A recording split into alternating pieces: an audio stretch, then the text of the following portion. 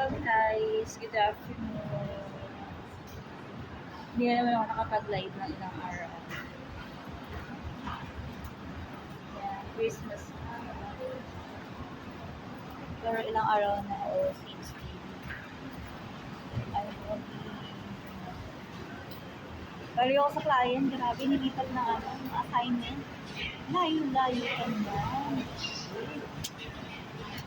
Nakadayo ako. Dito ako sa mall. Shortcut and the mall.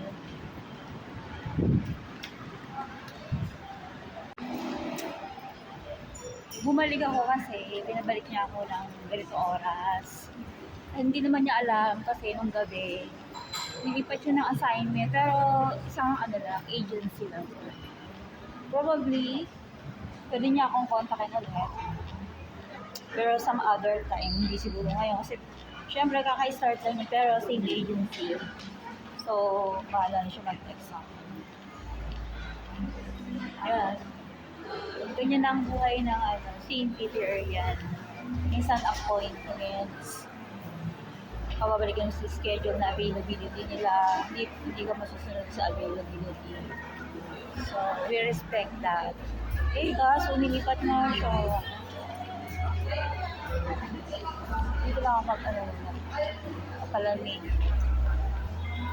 Happy anniversary sa St. Peter, 55 years in the industry. Daming tao. Dito ako sa food court na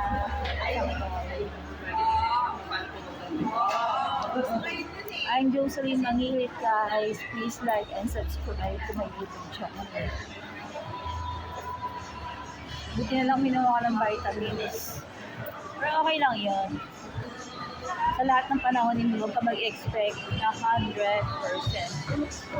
Kahit tayo, di ba? Minsan nadidelay tayo. Bawa, sabihin natin kayo sa time. Nadidelay din tayo. So, maging open-minded tayo lagi. So, let's work na. Naka-jeans lang ako and see you sa mga upcoming presentation. See you on my next vlog.